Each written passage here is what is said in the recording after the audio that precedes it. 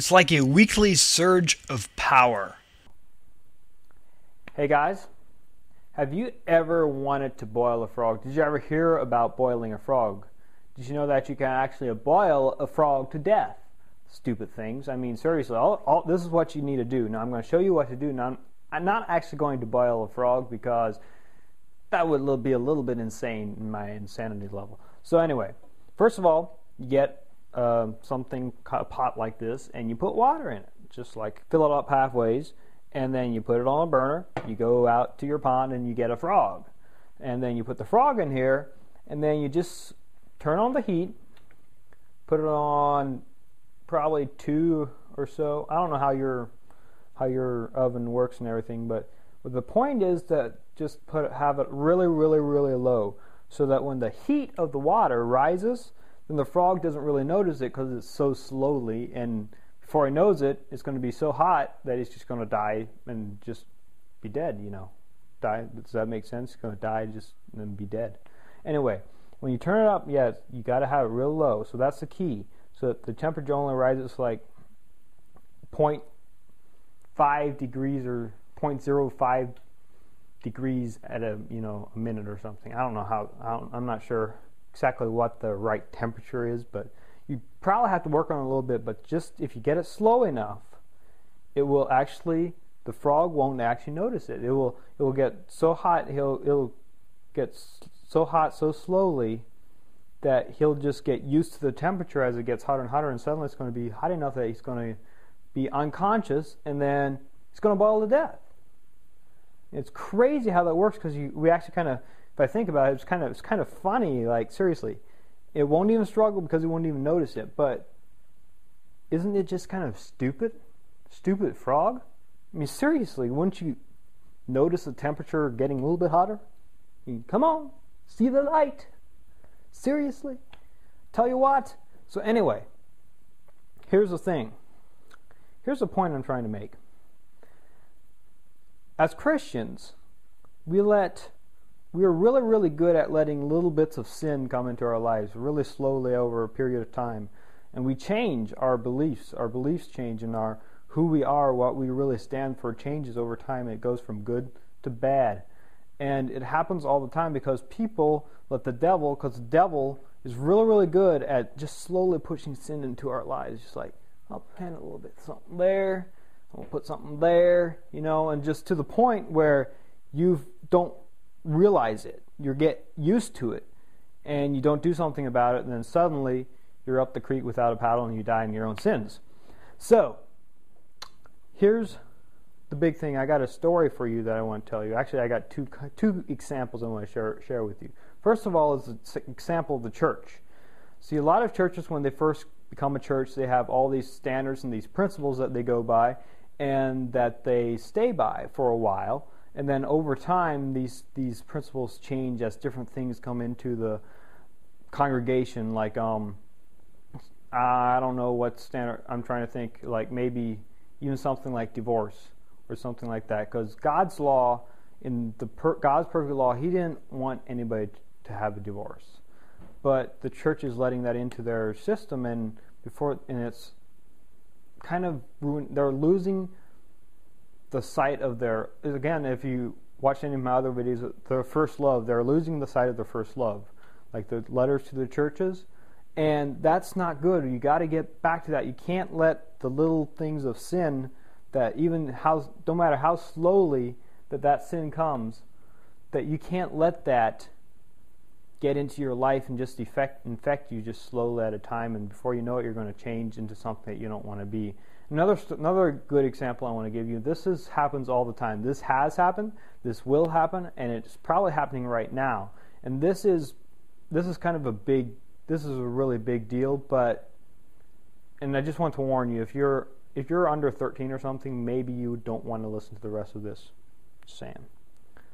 And this is what it is. David actually did it in the Bible. And he was a man after God's own heart, but he let little things stack up just ever so slowly. He let them happen, and he committed the sin of, with Bathsheba. And with Bathsheba, and then he also went further, even further, just kind of kept on stacking on top of each other, just slowly after slowly after slowly, until he got to a breaking point. And he actually had Bathsheba's husband killed so that he could have her.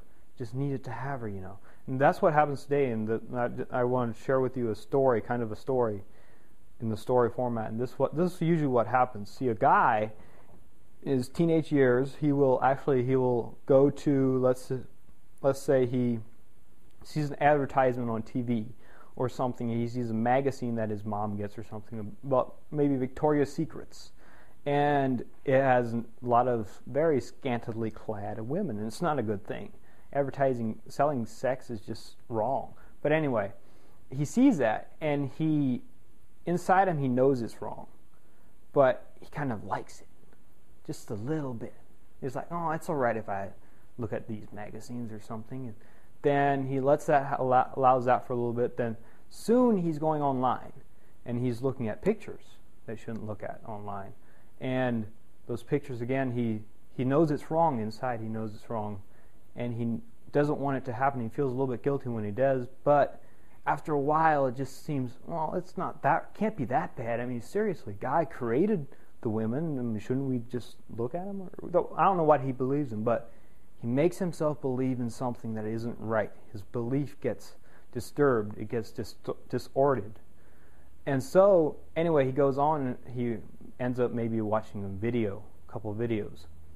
And again, he feels guilty doing it, but it feels so good, it's so exciting that he just can't stop. So he kind of gets addicted with it, and it just like a small thing, it just stacks on top of each other. Then maybe someday he goes out and he's at a fair or something, I don't know, and this girl comes up to him, and she starts flirting with him, and then she invites him to her house, and then they do something that God only meant for to happen in marriage. And it just stacked up one after another, just slowly but surely it stacked up. And this water is almost starting to boil here, so the frog would be almost dead, but I turned it on high just to have it boil before I quit here. But anyway, the point I'm trying to make, when this guy first started out in his teenage years, this is probably when he's probably in his 20s or something, but over many years, when he first started out in his teenage years, he was probably a dedicated Christian. He knew he would never have committed adultery or done anything, had sex out of marriage, but he did because it just slowly stacked up on him. The devil just slowly allowed that to happen, and he boiled in his own sin pretty much, and he couldn't get out of it. It becomes an addiction to a lot of guys. It becomes an addiction that they just can't get out of, and they can't quit. And if you're watching this video and maybe you have that addiction, maybe you have a problem with that, then I wanted to share with you, I just want to tell you, just stop it. Literally, just stop it. Talk to somebody about it. The best thing you can do is talk to somebody about it and admit your sin and let them help you through it. Let them help you overcome that sin. And don't get boiled to death. Like this water's almost starting to boil, and if there would be a frog in here, and I would have had it on real low, but I had it turned up higher so that it didn't take as long, then he would have boiled to death. And that's what's going to happen if you don't do something about your sin. Now, some others of you might be watching this and be thinking, well, I don't have that problem, I don't have that addiction.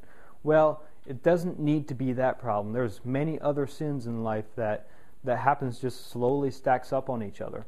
Like for David, if you read about David's life, just like I mentioned earlier, he saw Bathsheba while she was bathing. Well, it actually happened way before that. He got married to a couple women, first of all. That was his kind of first kind of sin, is because God made one person for one woman for one man, and all that. And he ended up marrying a couple girls. So when he saw Bathsheba bathing, he in his thought was like, "Oh, I need to have her too." And so they ended having a one-night stand or something, and she got pregnant. But her husband, kind of started finding out about it, and first of all, David wanted her husband to sleep with her so that he can cover up this sin, so it just looks like it was her husband's baby.